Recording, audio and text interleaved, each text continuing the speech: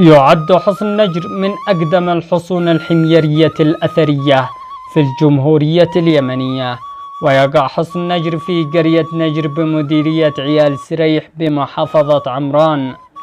ويبلغ التعداد السكاني لقرية نجر حوالي 7000 نسمة، ويعد حصن نجر من المعالم التاريخية بالجمهورية اليمنية. نفق يعني مخفى، نفق مخفى حتى بعضهم يصل إلى حد، وتجمعات في مشاورتهم أو لا في لعب الأطفال أو في هذا كان اسمه صرحك على التاير، وهذا التاير كان مرفوع طبعا، كانوا مرفوع مع الوقت. بداية هذا كل الحصن حجار مخلطة بيضاء وحمراء كان يتوى من الجبال يشتوى فوقهم، ويعملوها على ما هي وقصة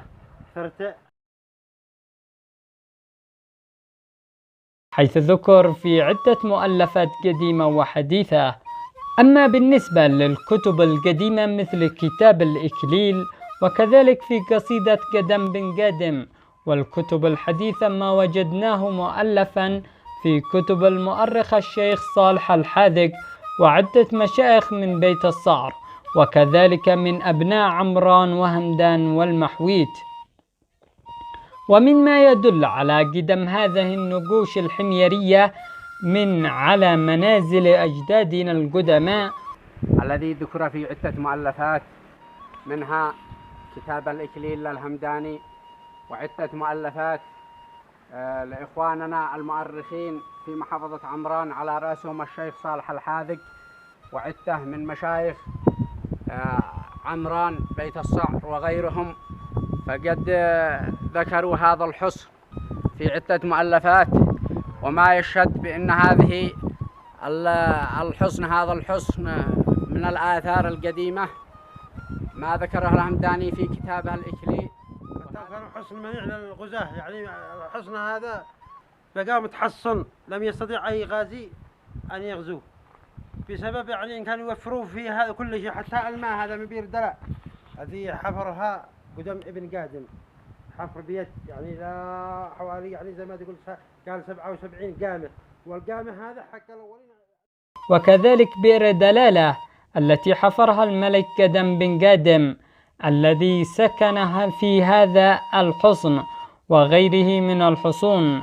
التي ذكرها في قصيدته. من جوار بئر دلالة الذي حفرها قدم بن قادم في الصخر،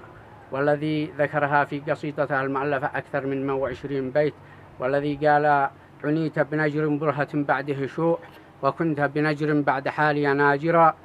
وأنبت بئر فيه ترتج بالصدى، كأن بها متا من البحر زاخرا، ونكبت لها في الصخر 70 قامة، ومثلها في الطين حتى جاز حفري خزامرا. خزامر هذا الوادي الذي من جبل المرحة جبل نجر. وقصيدته تعتبر وصية لأولاده العشرة التي ذكر فيها عن نجر وعن بئر دلالة. وقيل والله أعلم أن العلماء قد استدلوا في وقتنا الحاضر على أن الملك قدم بن قادم هو الرجل الصالح صاحب الجنة، لأنه أوصى أولاده أن يعطوا السائل من بستانه ومزارعه،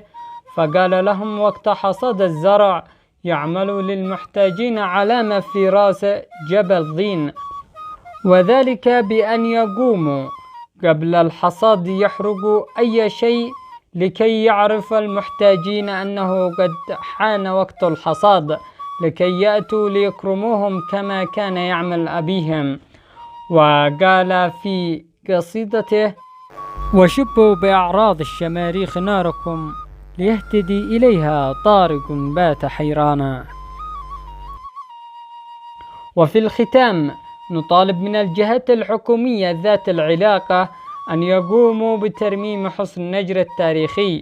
وغيره من الحصون التاريخية كحصن بني ميمون بعيال سريح، وحصن حاز بمهمدان، وجميع الحصون والمعالم التاريخية، والمحافظة عليها وعلى طابعها المعماري، وتوعية المجتمع بالحفاظ على هذه المعالم التاريخية التي تعتبر إرثا لنا وتعبر عن مدى تجذرنا في التاريخ، ويذكرنا بالألفة بين أبناء المجتمع الواحد.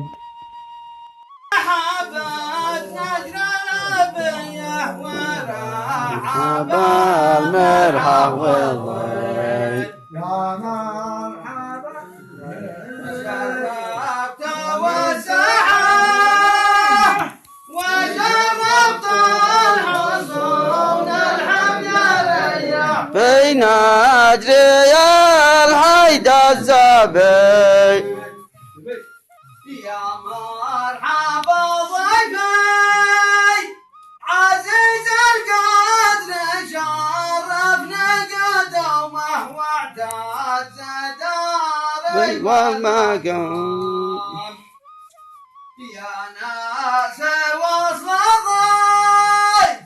كمثل الغيث ندور على وحف الناس من خاصه وعام يا مرحبا الحي علي عد الشوامخ والجبال بمن حضر من الرجال شرف الميدان ميدان